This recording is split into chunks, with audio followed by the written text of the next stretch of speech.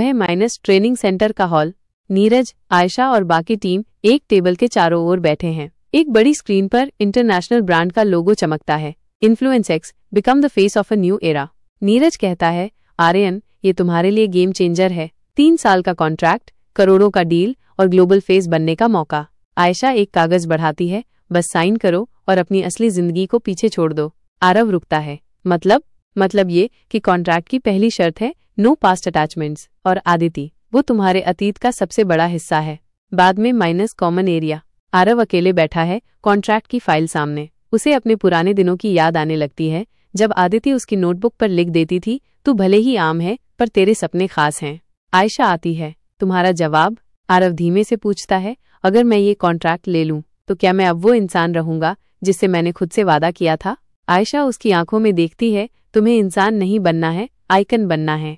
दूसरी ओर आदिति का अपार्टमेंट। वो आरव की आज की वायरल क्लिप देखती है जहां वो इन्फ्लुएंस एक्स का चेहरा घोषित होता है। आंखें भीग जाती हैं। तो ये है उसकी नई दुनिया जिसमें मेरे लिए कोई जगह नहीं। फोन की स्क्रीन पर एक पुराना मैसेज चमकता है, जब तू सबसे ऊपर होगा मैं भी तेरा हिस्सा रहूंगी क्या? आदिति। रात होटल का रूफटॉप। आरव अकेला खड़ा है, सामने नियॉन लाइट्स, नीचे इंस्टाग्राम लाइव। फॉलोअर्स बढ़ रहे हैं, लाइक्स बढ़ रहे हैं, लेकिन दिल खाली। वो कैमरा ऑफ करता है और खुद से पूछता है, क्या सब कुछ पाकर भी अगर उसे खो दूं जिससे शुरू किया था तो क्या मैं जीतूंगा? एपिसोड 7, वो सच जो दबा था। सुबह आदिति का अपार्टमेंट। आदिति अपनी माँ से बात कर रही है पर मन कहीं और है। लैपटॉप पर आरव की तस्वीरें और पुराने वीडियो देखती है, उसके कॉलेज के दिनों से लेकर अब तक। तभी एक पुरानी ईमेल खुलती है। एक गुप्त नाम से आया मैसेज, अगर तुम सच में आरव से प्यार करती हो तो उसे उसके असली नाम से मिलाओ, आर्यन सिंह। आदिति चौंक जाती है। आर्यन सिंह, ये नाम मैंने पहले कहीं सुना है। दूसरी ओर सिंह हवेली, दिल्ली। ओमराज सिंह एक कमरे में खड़ा है जहां दीवारों पर आरव की सारी हाल की तस्वीरें लगी हैं। अद्या कहती है, अब समय आ गया है कि उसे सच्चाई बताई जाए, लेकिन हमारे तरीके से।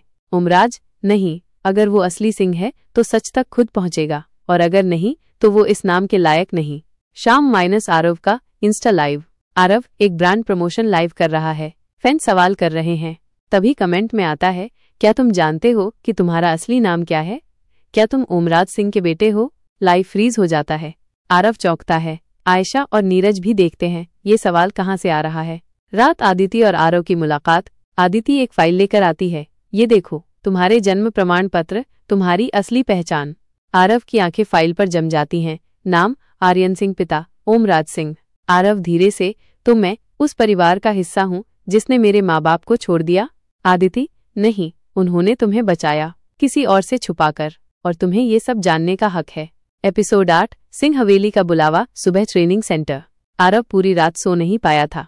फाइलें उसके सामने पड़ी थी, उसके असली नाम की, उसके असली खून की। आरव अब खुद से लड़ रहा है। मैं जो बना हूँ वो मेरी मेहनत है, लेकिन जो मैं हूँ, क्या वो मेरी नियति है? तभी दरवाजा खटकता है। नीरज एक सुनहरे लिफाफे के साथ अंदर आता है। आर्यन, नहीं, अब शायद आरव सिंह, तुम्हारे लिए सिंह हवेली से बुलावा आया है। लिफाफा खोलते ही सामने एक शानदार कार्ड था। प्रिय आर्यन, समय आ गया है कि तुम अपने सिंहध्वज के नीचे लौट आओ। तुम्हारे पिता ओमराज सिंह तुम्हें उत्तराधिकारी भोज में आमंत्रित करते हैं। स्थान सिंह हवेली, दिल्ली। समय कल शाम 7 बजे। अद्या सिंह। शाम आदिति का अपार्टमेंट। आरव कार्ड दिखाता है, ये देखो, उन्हें अब मेरी याद आ रही है जब मैं इंस्टा पर हिट हो गया हूँ।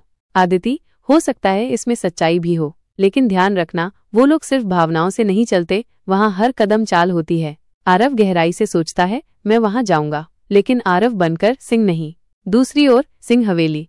भव्य हॉल सजा हुआ है, सैकड़ों मेहमान, राजसी माहौल और सिंह परिवार के सदस्य।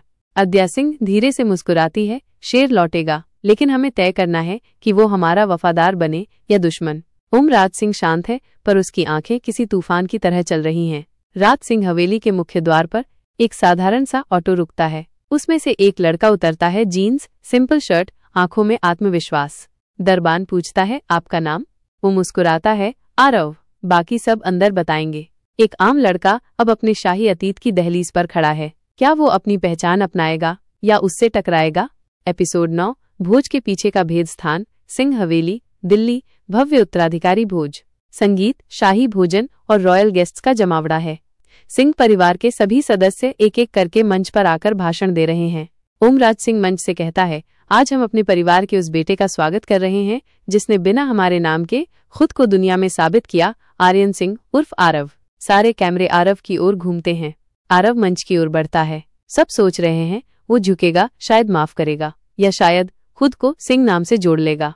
लेकिन आरव, शुक्रिया इस स्वागत के लिए, लेकिन याद रहे मैंने ये नाम नहीं मांगा था। मुझे मेरा नाम मेरे संघर्ष ने दिया है और वो है आरव। सन्नाटा छा जाता है।